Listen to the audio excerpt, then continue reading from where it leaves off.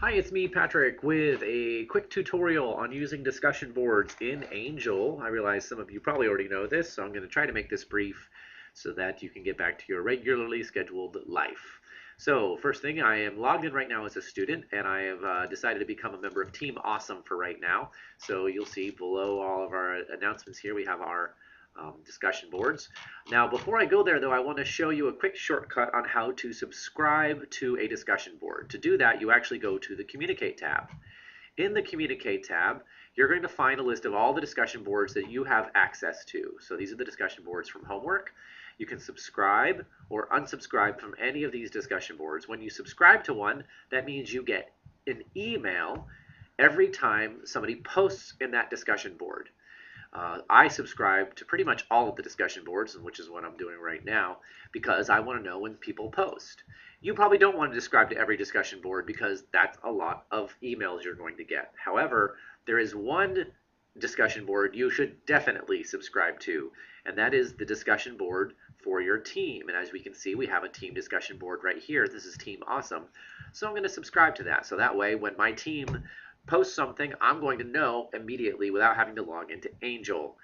By the way, reason you're not going to have to log into Angel is because though it will send a mail through Angel Mail, you should be getting your Angel Mail forwarded. That's a whole different video, so you should go do that.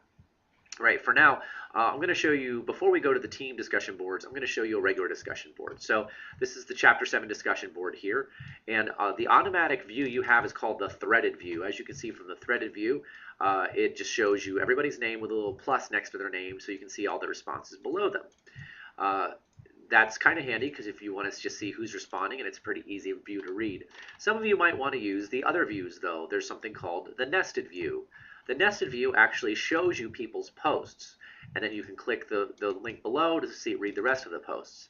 This might be handy if you want to just read a whole lot of posts all at the same time, and that's another possible view for you.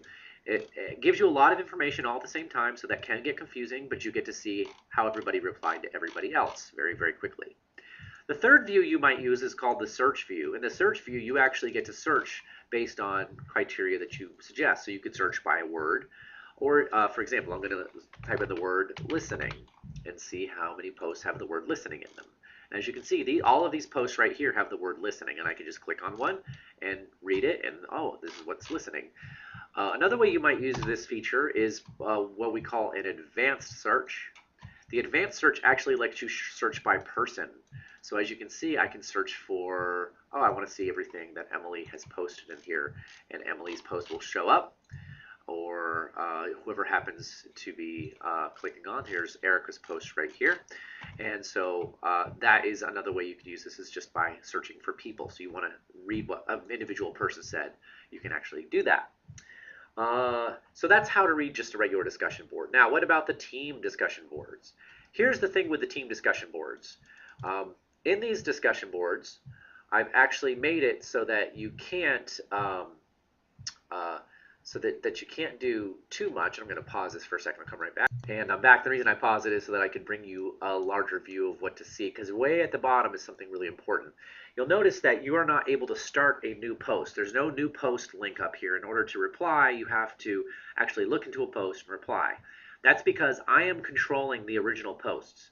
There's right now only 3 posts in all of your discussion boards. As the semester goes, I'll add more posts. For example, there'll be an RP number 2 thread, an RP number 3 thread, a midterm thread, a group project thread. So in those threads is where you're going to discuss whatever it is you want to discuss. As you can see in the RP number 1 thread, Janelle over here has already posted a brainstorming thread. In the PW selection thread, you can see a couple posts from people where they were talking about PW selection. And in the team interaction thread, we have all of these other announcements here. The team interaction thread is where everything else goes. So any other communication that's not specifically about something else should go in there. So for example, if you were trying to come up with a team name, that should go down here. Team rules goes down there. Trying to set up a meeting to chat online, down there. If it's not about one of these things up here, you shouldn't put it up there. So don't start a post here and talk about, hey, how do you do this one homework assignment? That wouldn't go into the RP number 1 thread. Okay, hopefully that all makes sense. If you have any questions, let me know, and you all have a great day.